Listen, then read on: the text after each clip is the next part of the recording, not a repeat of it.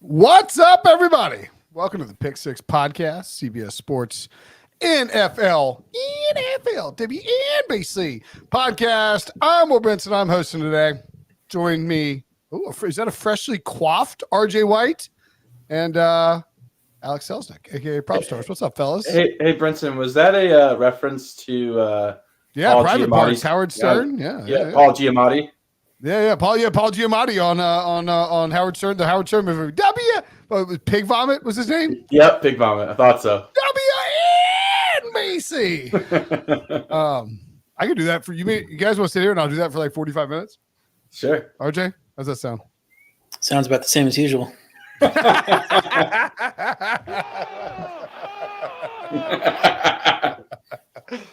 got that dumb button. Don't make me use it. Let's recap last week. I guess I went 5-1 in my picks column, by the way. Naturally, I didn't put them all in on Sportsline. I swear to God, every time I put them in on Sportsline, I do poorly, and every time I don't, I do well. But we did our pick six bingo. Let's see how we did. Do we have a recap? We have a recap. Yeah, we have a recap. Look at that. Propstarz 5-1, cooking now that he's got props and allowed to bet him. The bingo leans into his strengths, 41-39 on the season. RJ also above 500 at 61-59. Katie 3-3, treading water, but staying above 500, 2 games above. Just like you guys, and I'm 1 game below 500. That'd be pretty neat if we all finished above 500, wouldn't it? Especially if we can all get to the same record. We're all. I mean, same record. We'll have a lot of different quantities, but like +2, over +3, over 500. It's interesting that we all three line up. Besides you, with that +2 record right now. Yeah, thanks for that. Can I count my other 2 bets from the column, and I'll move up. I'll count 3 more wins, and I'll move up. Sound good? Nope. Okay. Didn't think. Can I count all my winners from my the site that I don't put in here, and we can recalculate a record? But you can go to sportsline.com, use promo code PICK, sportsline.com/join, use promo code PICK, get your first month for $1. That is $1, a simple dollar. Reminder, of course, that this episode of Pick Six is brought to you by FanDuel Sportsbook. Make every moment more. In the feed, Ryan Wilson held down the Tuesday's Brady show for me. Had some child rearing stuff to deal with. And they went over the youth movement at quarterback in the playoffs, discussing how when it's time to retire. What a very Ryan Wilson topic, since he's so freaking old. Appreciate you, Wilson. You're the best. Check it out on our YouTube channel, of course, anywhere you get your podcast. We recapped what happened in Wild Card Weekend with our new format. I like the bingo format. I mean, I don't like that I have to go and do more work to look at more bets, but I like the format itself. So, salute to you, RJ. Thank you. Yes, I love the format. And I bet you do. It's a bunch of props. 4 props, 4 categories of props. So I'm in heaven here. Looking at our records, maybe we should be doing this all year and just stick to this format. Not a bad idea. I do think it is notable that, and I mean, it's just sort of the timing of the show. Like, we record this on Thursdays before playoff games. We have a full slate of props. Like, and the books are the sports books do that because with this setup, everybody wants to get their bets in. There's only 8 games. There's only 8 teams playing. There's 4 games. They can minimize the exposure they might have in certain spots where, like, week 13, weather thing rolls into Cleveland on Wednesday or Thursday, and they got the props out there, and everybody hammers the unders. But I digress. Anyway, we cannot correlate the picks this week. We will run back the bingo card again. 6 bets, 1 spread, 1 total, 1 passing prop, 1 rushing prop, 1 receiving prop, and 1 wild card prop. Wild card! Juice is capped at -136, I think, is the rules, right? 130. I have an idea that I would like to propose. Sure. What if instead of a wild card prop, it was a wild card bet? I think it is a wild card bet, right? It is. Is it a wild card bet? Okay. Yeah. Remember, I was stupid enough to do a 6-game money line parlay. Oh, that's right. I recall. And I did a teaser. Although I hit 4 of them. And you did what, RJ? I did a teaser last week. which I don't think because I had the Cowboys. So. Okay. Let's get into it. Let's dive into it and talk about these games. We start with the Houston Texans at the Baltimore Ravens. Oh, by the way, Katie Mock's not here. She's traveling. For those wondering, we have her bets. We'll give them to you. You can bet what she bet if you want. Propstarz was actually on Moxie Bets, Katie's Omaha podcast, which you can check out. Highly recommend it. Great show, and you can hear her reasoning if you want to hear it come out of her mouth versus our mouths. We start with the Texans at the Ravens.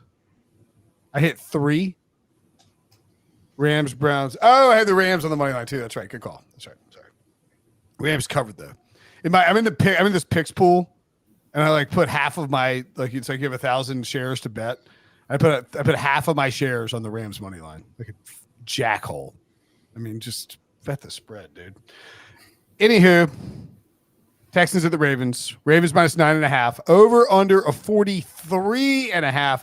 A really big spread for a total that low. Of course, will soon to be 2-time MVP Lamar Jackson hosting soon to be 1-time offensive rookie of the year CJ Stroud, who was just phenomenal in the wild card round against a dynamic Cleveland defense, albeit one that has struggled mightily on the road. RJ, this is the first of 2 games where we have a monster spread with a team coming off the bye. How do you see this playing out? I mean, where are you at too with CJ Stroud and fading him because he's just doing stuff that rookies don't normally do at this point? And he's doing it against questionable competition. Let's say Houston, the teams that they played haven't been great, especially on the offensive sides. Their defense in particular hasn't faced an offense that finished higher than 14th in yards per play since the first week when they played Baltimore. This is a massive step up for their defense.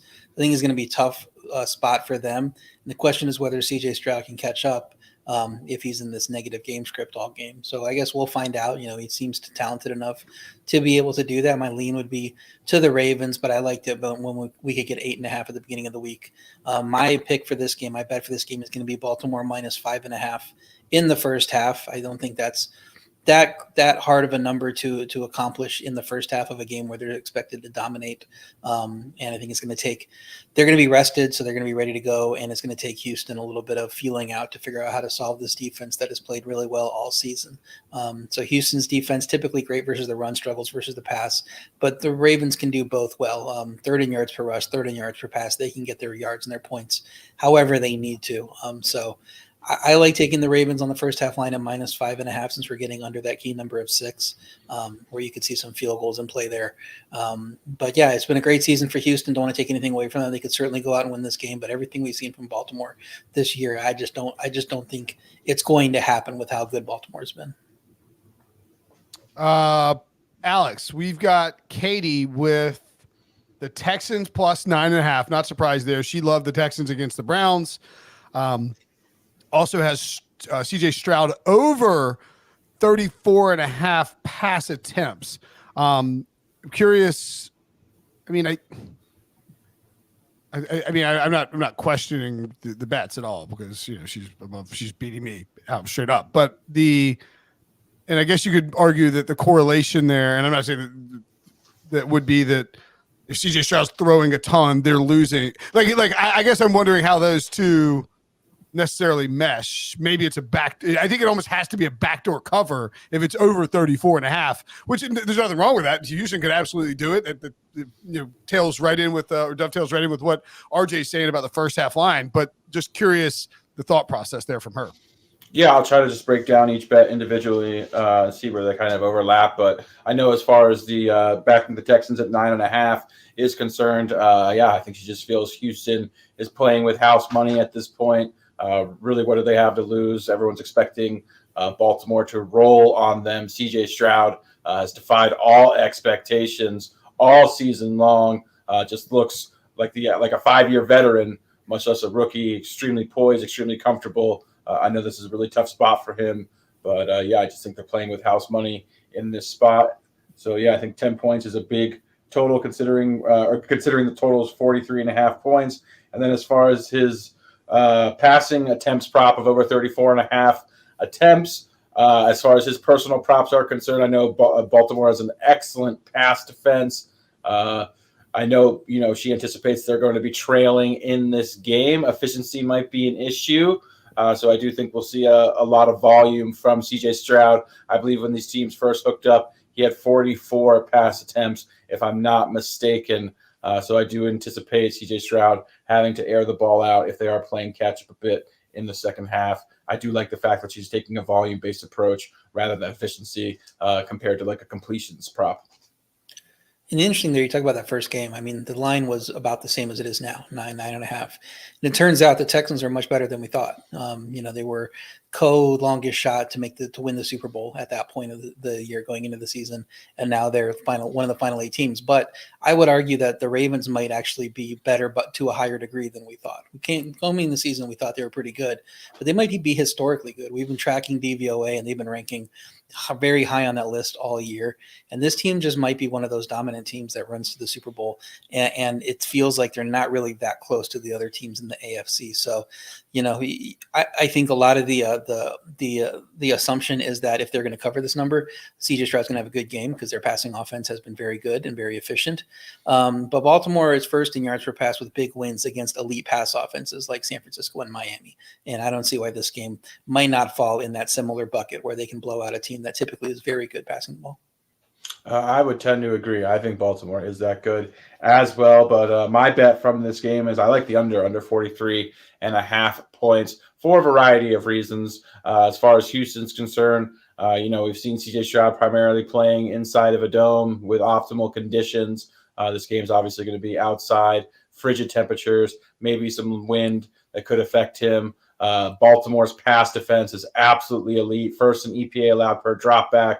I think they're going to really have success slowing down Houston's passing offense, especially I think, CJ Stroud's played so well without Tank Dell. I think it's going to really show up in this matchup. I believe Baltimore is going to successfully be able to neutralize Nico Collins, who's really played fantastic down the stretch, but with no other real options in the passing game as far as guys who can take the top off of a defense. I feel like they're going to really key in on Nico Collins. As far as Baltimore's offense is concerned, they haven't played a meaningful game for 3 weeks. They obviously had the bye there. I do expect a little bit of rust from Baltimore, so it might take them a quarter to really kind of get into a rhythm. I also think we're going to see them attack Houston. We just know Baltimore runs the football a ton. So, yeah, I just think the under in this spot. I think they're going to really shut down Houston's offense. And then maybe in the second half, play a little ball control style offense, keep away from CJ Stroud. So, yeah, I think all signs point to the under here, 43.5. I think there's a decent chance that we could get every single one of these bets that we have in here at home. I've actually got the over receptions. Devin Singletary, it's at 2.5. He had 3 receptions against the Browns in a 45-14 win. Now he's got a rookie quarterback. And I guess you could argue that they leave him in to protect, against this Mike McDonald defense that sends a bunch of exotic pressures or at least like the fake out, flood the line of scrimmage and then drop guys, sort of like it's not like I don't know if it's a zone blitz. I don't know what you would call it specifically, but the whole point is I think, this is going to be something that CJ Stroud hadn't seen since back in week 1. And he didn't see the really finished product of it, although Baltimore played really well. I like the Ravens a lot in this game. I do think, though, that for my prop purposes, it's not my favorite spread bet, although I like that first half. Is that your wild card or is that your spread bet? That is my spread bet. Now I understand why you said minus 136 at the top, because this is a minus 136 bet. So Brinson already fudging the rules here. As someone who stupidly took a 16 parlay at 20-1 last week, I am going to – and just lost a unit. It was just stupid. It was stupid. I'm going to take the 6 cents here and fudge a little bit. Okay. Is that all right with everybody? Hey, you're running the show. So yeah. We'll follow your rules. By the way, did you, I got a no guest appearance on other podcasts, but I got some serious podcast heat elsewhere this week. I got it blown up. People were like, dude, go look at Joe Rogan's latest show. He's talking about John Daly. and his intake at the Wyndham Championship back in 2008 was like I had this tweet that it's gone like viral on Instagram like 7 billion times. Like Trump Jr. shared it and Zaire Golf shared it because I followed daily when we worked at Fan House RJ. I followed daily around and like counted how many cigs he smoked and how many Diet Cokes he had, and he like the final total was like 12 Diet Cokes, 21 cigs, and 4 packs of peanut butter or peanut M&Ms, no water at all. And Rogan and Ron White started talking about that, and then Pete Prisco was on Pardon My Take and slandered me. If HR is listening, I want you to actually don't check that out because who knows what else was said. But there's some things said about me that frankly I think should be reported to the company, and Pete should have charges filed against him. Anyway, carrying on. Next game.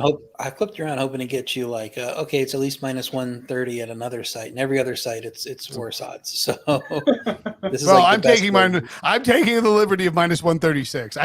We let Katie have a minus 200 on Christian McCaffrey anytime touchdown during the season. This is my one liberty, RJ. You know me, I play by the rules. Yeah, we'll give it to you. You're behind, so you need to catch up. We'll give it to you. Thank you. I appreciate your sympathy. Packers at the Niners. Another 9.5 point spread. This one juiced a little bit towards San Francisco. Has been at 10, bounced back to 9.5, bounced back to 10 for a little bit. Sitting at 9.5 now over at FanDuel. Total here 50.5, juiced a little bit towards the over. I'm curious, RJ, do you see this as how does this compare to the Ravens Texans matchup in terms of, because similar spreads, number 1 seeds, dominant teams all season long, and now you get the first ever 7 seed to advance in the new playoff format in the Green Bay Packers, and a former Kyle Shanahan assistant going up against his old boss, who has pretty much dominated him for much of the year, for much of his career. Yeah, the interesting thing is this is the 7 seed, but I feel like the underdog is better than the other matchup, and I feel like the favorite is worse. So it feels like if you think you look at these two lines, you should be on the underdog here and the favorite on the other one.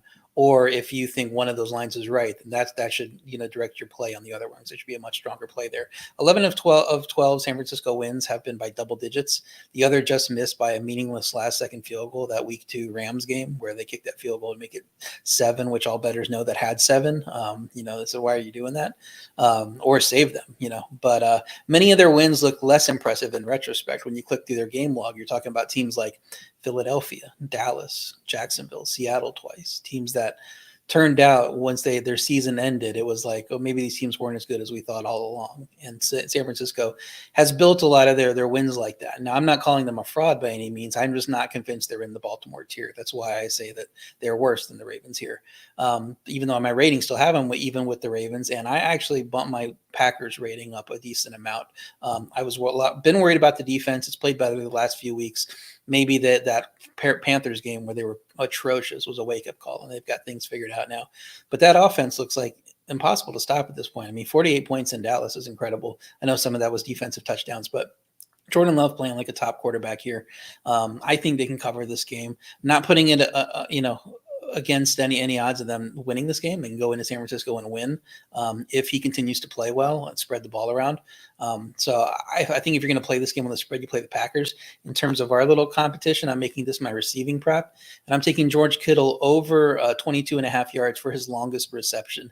He's hit this in 8 of his last 10 games. He's gotten to 24 yards for his longest reception in 8 of his last 10 games. And Green Bay allows the 15th most receiving yards to tight ends, but the 5th fewest receptions. So they're able to give up these big plays to tight ends. And with Kittle averaging nearly 16 yards per reception, a career high for him, it feels like this number is very much within reach. So I think if you're going to play a Kittle prop here, and we talked about it on the Tuesday early Ed show with Mike McClure, and somebody's asking him about Kittle props, and he said, if you're going to play him, play this over. I went and dug into it a little more, and I said, well, I'm going to play this over, because he was completely right on that. And so I'm throwing it in here as my receiving prop. Kittle longest reception over 22.5 yards. Do we think we see this get back up to 10, or does it sit at 9.5 the whole time? I don't think so. I think people are going to want to bet Green Bay after seeing what they did last week. It just feels like this number is still a little too high for people. And why is San Francisco going to be double-digit favorites? Even though they won a lot of games by double digits, like I mentioned, the resume is less impressive when you start breaking it down. You've got a Kittle prop. Katie also has a Kittle prop. Surprise, surprise. This is my shocked face. Katie Mox has a George Kittle prop, and Propstarz also has what? I have 3 plays from this game. I have a different outlook. I meant that Katie has. I meant Katie's picks with the Niners. She has the Niners team total over and George Kittle over receiving yards. I'm giving her crap. I obviously not. The mock special. The mock special. The Niners team total. If you've been a listener of this show, you will know Katie has been successfully, I might add, riding this bet all season long. I'm not sure on the season-long record, but I know it's been extremely profitable. I want to say in the neighborhood of maybe like 12-5 over the course of the regular season so far. So over 30.5 points here, I believe, is the number that Katie has.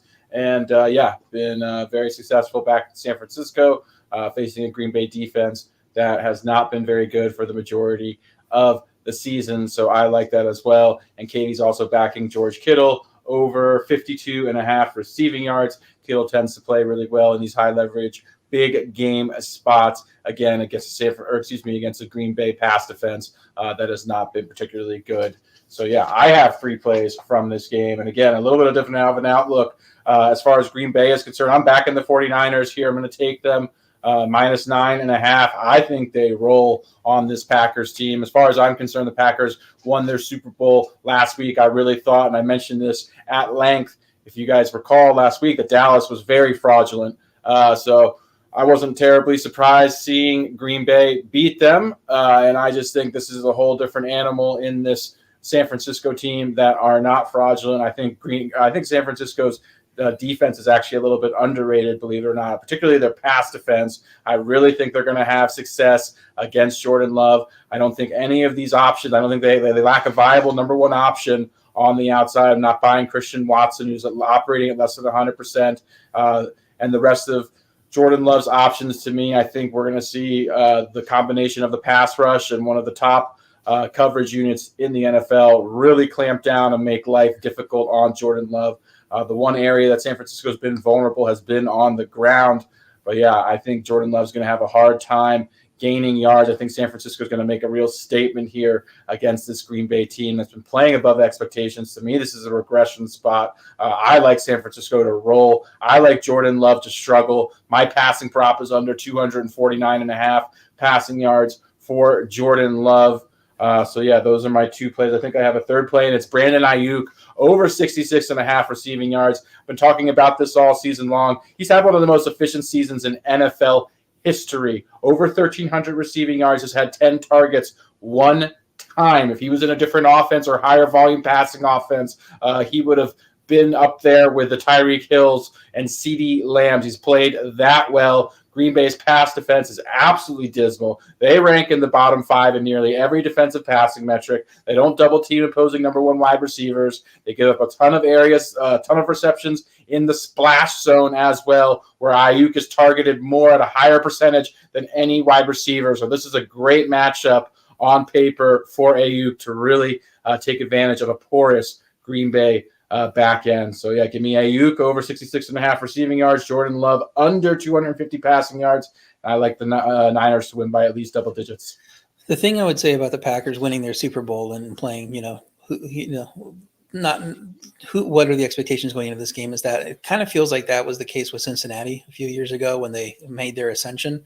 And that first year they won the division. They went out and won their wild card game at home.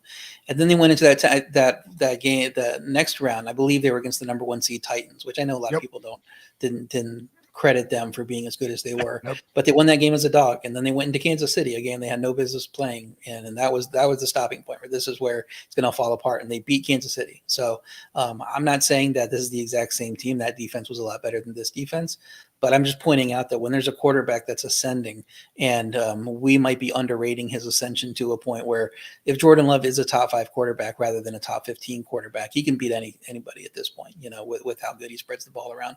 And so we'll see, if he goes into this game and wins this game, then people are going to start talking about him like a top 10, top 8, maybe even top 5 quarterback. Yeah. You go on the road and beat San Francisco after going on the road and beating Dallas and looking the way that he looked.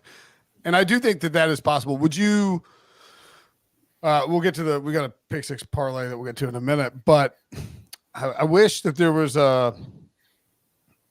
you got the money line on I feel like the Niners win. Pete Prisco thinks the Packers can win this game, by the way. Of course he does. He with Aaron Rodgers moving on, he's still going to back the Packers every year. Like he does. It's unbelievable. So Jordan Love, if he has a chance to show he's that good. I mean, it's interesting. I bring that up because, maybe Jordan Love isn't a top 5 quarterback. Maybe that's way too aggressive on me. But what would this line be if Aaron Rodgers was the quarterback, considering how much people pumped him up going into the season? 4.5? 4.5, yeah.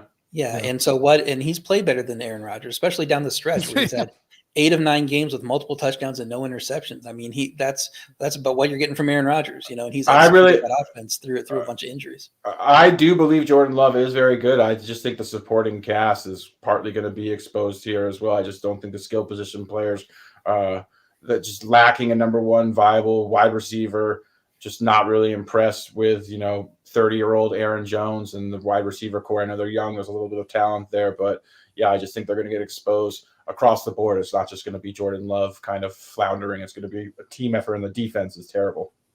But I don't know who you take away if you're the 49ers, because, he didn't target Jaden Reed at all last week, and Christian Watson didn't do work, and he was just throwing it to whoever he wanted to. Bo Melton was getting catches. Like it was just, who is this guy?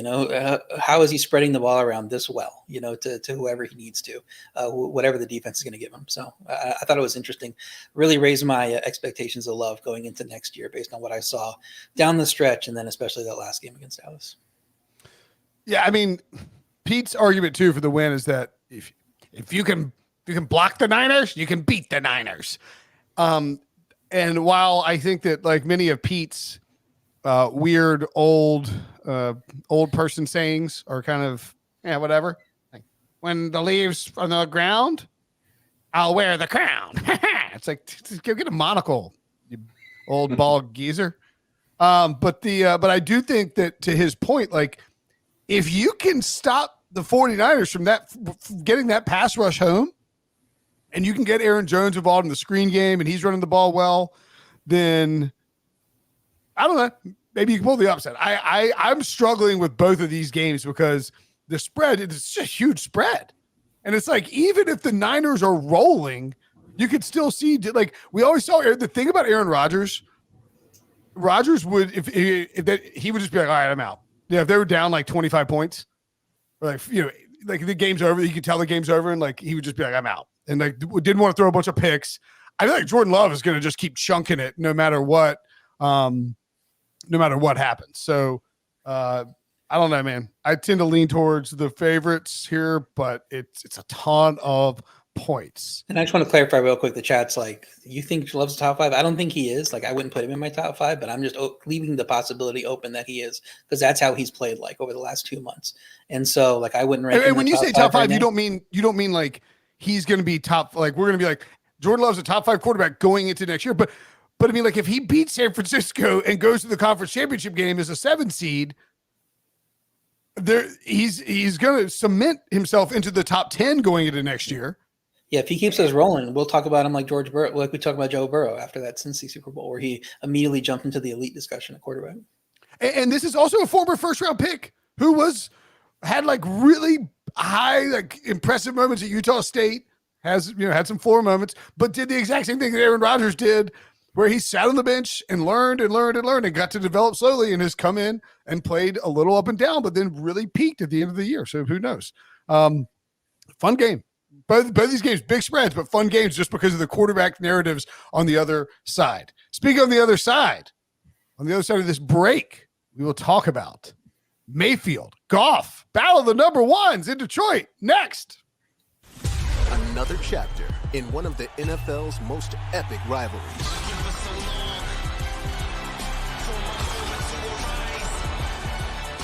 Kansas City and the Bills have had some epic matchups, to say the least. Could be another one here.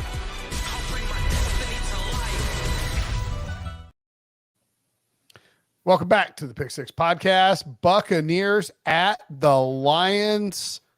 Detroit -6, a serious 6.5. The 4-seed Buccaneers, of course, beat the snot out of Alex's Eagles. Sorry, Prop. They talk about a team that cratered. And looks Nick Sirianni not safe yet. Mike McCarthy safe. Nick Sirianni not safe yet. I think meeting with Jeffrey Lurie on Thursday as we're recording this, he was talking. The word on the street. I think Diana Rossini of The Athletic reported that Sirianni was he and Lurie were reaching out to various offensive coordinators around the league, i.e., like they're going to fire their coordinators, make wholesale changes, and then Sirianni has to present Lurie with a plan. And then if Lurie likes the plan, he'll consider keeping him, which just wild considering he's in the Super Bowl less. Like they had to be played a playoff game 365 days ago. That's insane. Step one on that list better be getting rid of Matt Patricia. Yeah, Matt Patricia's getting everybody fired. Anywho, Buccaneers won. Baker Mayfield looked awesome. Good credit to Todd Bowles. Great game plan. You saw it, and then you heard people talk about it afterwards. Just blitz the snot out of them. They couldn't do anything to stop it. Zero blitz, nonstop, aggressively coming after them. Don't think that's going to work quite as well against Detroit, only because of the offensive line that Detroit has, although Philly, in theory, has a really good offensive line. RJ, we have this is a very confusing thing in the rundown because it says RJ : R White under 53.5. And I was like, what is the under? Is this an alt under? What's going on here? I'm going to rush for 0 yards in that game. I think you might. So, yeah, I think it's interesting. I think the sharp side's going to be Tampa. I think people disagree with you that you can blitz the snot out of Goff and he's going to crumble. I think that's kind of the thought. So it's interesting. I took this line at Detroit -6 before it got up to 6.5, but it feels like if he gets to 7, the sharps are going to be all over Tampa. I'm kind of leaning the other way. I think the line should be a little higher than 7. I just don't think Tampa's anywhere near the same class as Detroit. Blowing out Philly last week doesn't change my mind on them. Their offense, 30th in red zone success rate. That didn't matter against Philly's defense. They couldn't tackle. So they succeeded with big plays there, and Detroit can give up big plays too. So I'm not saying they can't, but they are getting a little healthier, especially on the back end. And their defense, they get an easier matchup this week after facing Stafford last week. And you don't have to respect the Tampa Bay run game at all. And that's why I'm taking Rachaad White under 53.5. Rush yards. Detroit's defense allowed the fewest rush yards to running backs in the regular season, and Tampa had the worst yards per rush in the league. This is a match made in heaven for taking the under here. I just don't think White is going to have a big game, even if he gets volume in a situation where Buccaneers aren't getting blown out. It could be like a game where he gets 20 carries for 50 yards. We've seen those type of games from him throughout the year. So that's one of my props in this game. The other one's my wild card prop. I'm taking Chase McLaughlin to go over 6.5 kicking points. He's hit 2 field goals in 14 of 18 games, and he's 7 of 8 from 50 plus. He'll be kicking indoors. So as long as he puts an extra point in on those field goals, you can take that. Or you can take him just to go over 1.5 field goals, which you can find at a similar price to the -106 I'm getting in these kicking points. So I like that one a little better if you can find it, but if not, the over 6.5 kicking points is fine too. If the defense for Tampa Bay gets after Goff, then I mean Tampa is live as hell to win this game. I do think, to your point, RJ, one of the interesting things about this game is that, and I don't want to do the transitive property here, but I think the Eagles get blown out. I don't know. I think the Eagles lose to the Saints and maybe the Falcons. Like that's how they were just uninterested in playing football. And then conversely, I'm not sure that people are really giving enough credence and credit to how good the Rams were and how good of a game Jared Goff and Detroit played against Los Angeles in that spot. Goff was like magnificent. And he's a former Super Bowl quarterback who's appeared in a Super Bowl in golf with the Rams. Now, granted, there was a year where like golf was in the MVP conversation. And now, so like this is not some, not like Jordan Love doesn't have confidence, but this is a quarterback in golf who has been in these spots before and has got all of his weapons, got his offensive line, defense is getting healthier. You have to feel like he's really confident here, and it probably should get they'll have Sam Laporta in this game again, what a freak. Yeah, my wild card prop, my favorite prop on the board so far this week is Sam Laporta over 36.5 receiving yards. Last week had 3 receptions, only 14 yards, but a touchdown. But what I was really encouraged by was he played 80% of the offensive snaps, which was certainly a good sign for things to come. He's already practiced in full yesterday, Wednesday, and today, which is a great indicator that he is going to be out there with no sort of snap count. He's going to play a full bevy of snaps. Typically, this receiving line is in the mid to high 40s, so we're getting a sizable discount on it as well. I think he'll be close to 100%. I think he'll play close to 100% of the snaps. And then on top of that, it's a great matchup against a Tampa Bay pass funnel that gave up the third most yards to opposing tight ends this season and are especially vulnerable deep down the middle of the field. Sam Laporta has one of the deepest A-dots of any tight end in the league. He is targeted down in that splash zone quite a bit. So I love this spot for Laporta, who's going to be an every down player in this game and looks to be trending to playing a full complement of snaps. And we're getting a sizable discount here.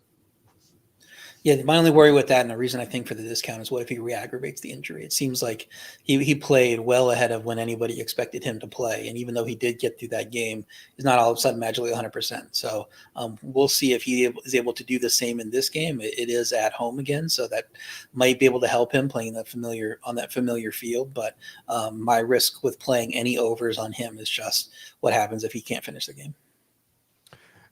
Mention that pass funnel. The Lions have gotten better in terms of their pass defense with Chauncey Gardner-Johnson back. I still think they're a pass funnel with Aleem McNeil back because of how much he improves their run defense. And so this is kind of a dual. I think this is a shootout. Could it end up going under? Absolutely. Any game can. But that Rams-Lions game should have gone way over if Sean McVay hadn't been so conservative and hadn't been unlucky in the red zone. If the Rams had been able to finish those drives, that game goes significantly over, in my opinion. And so in this spot, I'm going to take the over 48.5 as my total for this set of games. I'm also going to have Baker Mayfield over 253.5 passing yards. Baker has been over this in – let me double check. Do the math here. Carry the one. Just kidding. He wasn't over it 2 weeks ago, but he has been over this in four of his last 5 games. The only game he wasn't over it was the 9-0 win against the Carolina Panthers, in which we all started really worrying about Tampa, whether they could get it done. He's just been awesome down the stretch. And I think Dave Canales is going to let it fly. You know, put Mike Evans out there, put Chris Godwin out there, Kate Otten, let it rip. Let it fly. Next up, Chiefs and the Bills. Bills minus 2.5, over under 45.5. The Bills are catching some pretty significant juice here at minus 122. At that point, if you're betting the minus 122, RJ, would you simply just take the money line at minus 148? That doesn't apply to this. I'm just curious your thoughts on that value there. Yeah, I think I would rather take the money line, knowing how close games, the games between these teams can be. I'm also fine laying the 2.5. I don't love, the minus 122, but I think this line should be north of 3. I think the Bills are definitely better than the Chiefs, and they get 2.5 for home field. So that's why I like that side of it. It all just kind of comes down to how healthy their defense is. And I know a lot of people will be keeping their eye on that injury report to know which side of the game to go here. And I think this line is really expecting a lot of key guys to miss. So if the injury report is better than people think, it's going to shoot up to 3 pretty quickly. So track those practice reports and see how these guys are trending, and if they can get guys like, Rasul Douglas back in and Dodson, I think was limited to start the week. And certain guys like that, they have a better chance of sticking around in this game. My picks for this game, I'm going under in the first quarter, under 7.5 points in the first quarter, minus 112. 7 of the last 9 Buffalo first quarters and 5 of the last 6 Kansas City quarters have stayed under 7.5. And that includes the game where they played each other, several weeks back.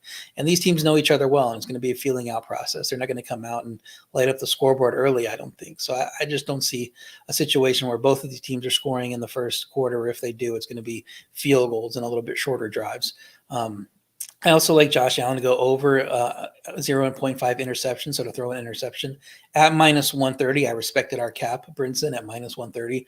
Although I did see this at other sites a lot lower. I think I was able to post it at minus 106 from another site. So Kansas City is just 28th in interception rate on defense. And Allen is coming off a game without mental mistakes, and maybe he's playing at his best. I'm not sure if he can have 2 in a row, though, because it just happens every single, most weeks of the season. 14 to 17 regular season games, he threw an interception. And the 3 where he avoided it, they won by 18 plus. And this doesn't profile as a game they're going to win by 3 scores. This profiles as a very close game. So I think that he's going to throw an interception in this game, despite Kansas City not getting a ton of them during the regular season, and and the Bills are going to be able to pull it out because I think enough of these defensive players are going to play. Prop, we've got Katie with 2 bets here. She has made the mistake that I made last week, which is are we reward if you hit a parlay, are you getting 3 points? I think you just get the record, right? Like, yeah. Well, she's got an interesting parlay. One half of RJ's play. She has Josh Allen to throw an interception and also have an anytime touchdown as well, combined for plus 333 odds. Well, what's weird is that I've got Josh Allen anytime touchdown as one of mine. Oh, really? Yeah, and I've got interception as one of mine. So, and you have an interception as one of yours. So she's combining the two. She's riding with both of you guys. That's the white Brinson special right there. Here's what white Brinson special. Here's what we're gonna do for this one. We will text Catherine and ask her which one she would prefer. It might come down to which one of you she likes more between the two of you. So, but I'm saying there's no reason to bet that at plus 333 if you're either going to go 1-0 or 0-1. She wants all the glory. And you took a 16 parlay last week. So. I was told I'd get 20 units on my number there. You're told by the voice in your head. Well, that's true. We should revisit it. And I think I went 3-0 in that money line parlay, and it's 1-0. Okay, well then, Katie's stuck with the parlay. She's gonna hit the parlay. That's fine because then we both win. She's also got Patrick Mahomes over 28.5 rushing yards. I think that's a pretty good look because we talk about these teams and this game and what it means. I mean, it's a divisional round, so on CBS, Paramount Plus streaming. Obviously, huge game. I mean, it's a playoff game, divisional round playoff game. It's massive, but it does feel like. Not like this is the AFC Championship game because the Ravens are that good, but the numbers. If this game is close, the numbers it's going to do in terms of viewers on Sunday night at 6:30 is outrageous. And in these big spots, we've just seen Josh Allen and Patrick Mahomes activate their legs more often. We saw Allen cruise over, and with one rush, his rushing yard total from last week. Did he get the over on the rushing? I was one rushing attempt shy from 6-0. Because he not take a knee? He didn't have a knee. Pittsburgh ran the clock out, I guess. Oh, no. Yep. Did they bring the backup in? No, Pittsburgh ran it out. Mason Rudolph ran for a 10-yard scramble for the last play. Yeah, otherwise it's like you're like, no! He cashed out with one long run. So I think both quarterbacks you see run the ball. And in the red zone, James Cook, they trust him. They trust Josh Allen a lot more when you get down to the goal line, and they've shown they are not afraid to run him, especially this late in the season. I've also got Bills minus 2.5 as my spread bet here. I like the Bills. I've loved the Bills all season. Picked them to win the Super Bowl before the year. I think they get it done, get the monkey off their backs, and beat KC and advance at home. Mahomes on the road, a little different vibe. And as my wild card, was struggling to find something. And this balances out my minus 136, RJ. Got like a plus 115 here. Josh Allen and Patrick Mahomes, I think it's plus 110 actually, over 500 combined passing yards. That seems reasonable, right? Maybe. I mean, the way the Kansas City pass defense. I mean, I think maybe Allen's passing total is what, like 220 something. Like it's maybe in 2019, Brinson. I mean, all right. Well, you know what? If you got a better one, I'm all ears. I'll take another prop at minus 200. That was just that's what I came up with. Okay. We've got that's all of our bets. Game out in funky fashion. Don't worry. RJ, you gave yours out. We'll recap them, of course, at the end of the show. And we have to give out the Pick Six podcast parlay. But first, Sunday, the NFL divisional round presented by Intuit TurboTax concludes with the next chapter in one of football's epic rivalries. Patrick Mahomes makes his first road playoff appearance when he leads the Chiefs into Buffalo to face Josh Allen and the Bills. It all begins at 6 Eastern with the NFL Today. We can't wait for Sunday. The NFL playoffs are all on CBS and streaming on Paramount Plus. The Pick Six Parlay coming up next.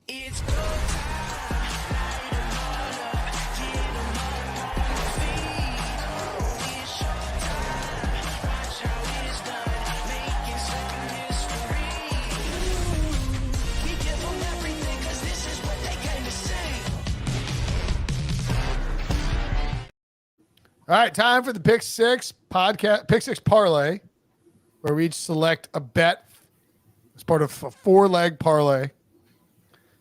Did we really go 3 or 4 and lose the effing Cowboys last week? I think the Cowboys are my pick, weren't they? Think so. Unbelievable. We've come so close. Like, what's wild is that.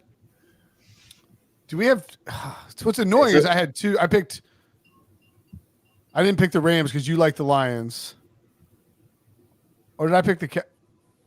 Are you sure I didn't pick the Buccaneers? I feel like I like the Buccaneers. No, I took the Buccaneers. Oh, okay, that's right. All right. It's always one leg too. It's always Yeah. But it's always like a favorite. Like we lost the Chiefs on Christmas Day to the Raiders. It's ridiculous. Yeah, we lost the Eagles when they were a huge favorite. I think against New York or Arizona as well.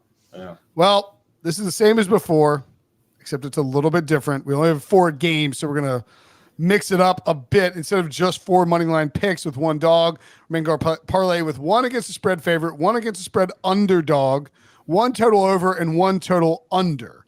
In large part because really the only dog that you can viably take for this, I think, is the Kansas Packers, City, right? The Packers?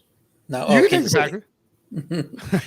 I was just looking back to our conversation earlier. No, we did this. By the way, worth noting, Jair Alexander going to be listed as questionable according to Matt LaFleur. He's hopeful that he can play for the Packers. I mean, obviously he matters a ton. I don't know if he matters as much against San Francisco though, but. Yeah, we did it this way so that like you still had 3 options to you, even if you get the last pick. So you obviously can't take the other side of whatever if you wanted to, you take an under, you can't take the other side of whoever took the over, but you have 3 other games. So a little bit more optionality for us, and we're not backed into a corner, forced to take the Packers as an underdog or something like that. Alex, did you pick the Cowboys last week or did I pick them? I can't recall. I think Neither. I thought I took the Rams last week. Well, the Rams lost. I know. That's why I think we lost 2 legs. No, we had Cowboys, Chiefs. I think I took the Chiefs and you took the Cowboys, maybe. Oh, okay. I thought I picked last, though. I don't think the Cowboys were available at the last pick. Well, as you can see, Harry is allowing a 10-second permission to drag the Cowboys from you. So I was the Cowboys. So go ahead, drag the Cowboys. Or not. Drag the Cowboys? Okay, clearly you're not that upset about the Cowboys losing. Oh, I took them. Okay, yeah. All right, I'll drag the Cowboys. What the hell you think you're doing down there in Dallas? Mike McCarthy bringing it back for another year. You're just going to go 12-5. You're going to lose in the first round of the playoffs again, Jerry. You sold your soul back in 96. Good luck ever winning a Super Bowl, buddy. Should have gotten Belichick when he wins one with the Falcons next year. You're going to be – I don't know what I'm doing. All right, Alex, you're up first. You go against the spread. Oh, by the way, this Pick Six Parlay segment brought to you by FanDuel Sportsbook. Make every moment more. You can go. What do we have? Over, under. Oh no. So I can take any total, any against the spread. We're just doing the game totals in the game. You could do a money line if you wanted, but not a do favorite. it less complicated for people instead of getting. Okay, I'm just gonna roll with the total that I like the most. Is that appropriate, or should I take a different one? Yeah. Do whatever you like. Okay, I'm gonna take Baltimore Houston under 43.5. As my favorite total. I think this is going to be low scoring. I think we're going to see Baltimore maybe not come out, be as cohesive with the same rhythm that you'd expect, considering they had the bye week, haven't played a meaningful football game for a while. I also think CJ Stroud is going to really struggle against this elite Baltimore pass defense. I think Baltimore's defense is as good as any defense in the NFL. So I think this game is ultimately low scoring in the frigid weather as well. All right, RJ, you are up. Yeah, so my first pick probably would have been the Chiefs-Bills under, and now I can't take that because he just took an under. So now I have to pivot a bit. I'm deciding whether I want to go with a favorite, which would probably be the Lions, or an underdog, which would be the Packers. And I think I'm going to go with the Packers plus 9.5 as our ATS underdog pick. Do you want to take the Packers on the money line to really spice it up? No. Okay. Can I take the Bills on the money line? As the favorite? No, you got to take it against the spread. Okay. If we lose this parlay because the Bills win by 2, I would be furious. I mean, it's minus 122 versus minus 148 in a parlay. Let's just do the money line. Let's just do the spread. I mean, we set this up as we're going to take one favorite against the spread, one underdog against the spread. And just like with your minus 136, you immediately. I was going to say, we let you bend the rules with your minus 136. The rules don't apply to the host. I'm just kidding. We'll take the Bills minus 2.5. I actually, if I get the Bills minus 2.5 with no, I guess I have to plug in the juice, so it technically counts. I was just thinking we would want to maximize the efficiency. I'm a habitual line stepper. All right, so I got the Packers plus 9.5, the under in the Ravens and Texans, and the Bills minus 2.5. Parlay already, wow. Already up to almost 6-1. It's just be a spicy parlay. That means Katie Mox has to take an over, and it has to be from Packers, Niners, Bucks, Lions, or Chiefs, Bills. And it feels like I know you like the Bucks Lions over already, right? And that's the only game we haven't picked, and we didn't force ourselves to pick one from each game, but why not? So let's just go one in each game and take the most obvious over on the board. Okay, so we're taking the over in Bucks Lions. Let's do it. All right, almost 12-1 on this parlay. So it's Packers plus 9.5, Bills minus 2.5 under. I might do this in my right now in my office pool, or like my betting pool, and then I've got, because I'm way behind. So right now, just a little strategy here. So first place has got 1,838 shares. You start with 1,000.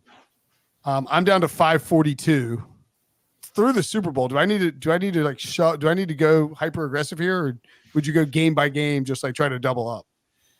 I think you probably need to be pretty aggressive, even if they don't finish, as high as that and continue to win. You're probably going to need to get, positive. So you're just getting back to like 700, 800 isn't going to help you. Right. So I'm sort of thinking like I take the Pick Six podcast parlay here and put it all on that, and I would jump up to like 7,000 shares. What could go wrong? What do you think? What could go wrong? All right. This is where we hit the first podcast parlay. I was going to do it. Yeah. 4-game parlay on all the weekend's games. And I got something to cheer for each of the games in this pool. And if I hit all 4 of those, I just sit back and make people chase me for conference weekend. I'm just kidding. I'll definitely bet anyway. All right. Putting it in right now. 500. Actually, you know what? Or what usually happens with parlays, you put it in, you think you have something to cheer for all weekend, and by the second game, you're like, well, that was a bad idea. 50 burger on the Texans. It's over. Yeah. Would you do that, or would you do it as like a bet, like 542 shares on, like do it as a progressive parlay? You do it, John. I have not thought that much about your gambling competition, so you do it. You do what you think is best. Clearly, how disrespectful. All right, here's the parlay. I told you what the parlay was. Baltimore, Houston under, Packers plus 9, under 43.5, Packers plus 9.5, Bills minus 2.5, Lions, Bucks over 48.5. This Pick Six parlay segment has been brought to you by FanDuel Sportsbook. Make every moment more. Let's recap our bets, and we will get out of here. I've got Devin Singletary over 2.5 receptions. Remember, this is the bingo, so we do all the props plus a side and a total and a wild card bet. Devin Singletary over 2.5 receptions. Bucks Lions over 48.5. Baker Mayfield over 253.5 passing yards. Buffalo Bills minus 2.5. Josh Allen anytime touchdown, and Josh Allen / Patrick Mahomes combined for over 500 passing yards. Real square donk here. Katie Mox has the Houston Texans plus 9.5. CJ Stroud over 34.5 passing attempts. Niners team total over 30.5. George Kittle over 52.5 receiving yards. Josh Allen scores a touchdown and throws an interception. Fun little 3-1 parlay that you'll get paid out exactly 1-1. And Patrick Mahomes over 28.5 rushing yards. What do you got, RJ? I'm going to go by the bingo card order because that's how I have it down here in my notes. Spread is Baltimore -5.5 in the first half of their game at -120. My total is Kansas City and Buffalo under 7.5 in the first quarter of their game at -112. Passing prop is Josh Allen to throw an interception at -130. Rushing prop is Rashad White under 53.5 yards at -114. Receiving prop is George Kittle's longest reception to be over 22.5 yards at -114. And my wild card pick is Chase McLaughlin to go over 6.5 kicking points at -106. And I've got the 49ers at -9.5. I've got Baltimore versus Houston under 43.5. Jordan Love to throw for under 249.5 passing yards. Isaiah Pacheco over 61.5 rushing yards. Brandon Ayuk over 66.5 receiving yards. And my wild card, and last but not least, my favorite prop on the board, Sam Laporta over 36.5 receiving yards. Take that one to the bank. All right. I love it. Great stuff as always. Make sure and give us that hit that like button if you're watching on YouTube. Subscribe too. You get alert when we go live. Plenty of emergency press conferences coming down the pipe with lots of head coach openings remaining. Big domino's got to fall. Belichick, Harbaugh. And of course, we'll be back Saturday night to recap the first set of the divisional round, the first two games. Myself, Ryan Wilson, and John Breach. Ryan will be grumpy. That's just how it is. And then we'll be back Sunday night after Bills and Chiefs on CBS and on Paramount Plus. For RJ, for Propstarz, for the in absentia Katie Mox, I'm Brinson. Thanks for watching. Thanks for listening. We'll see you guys later.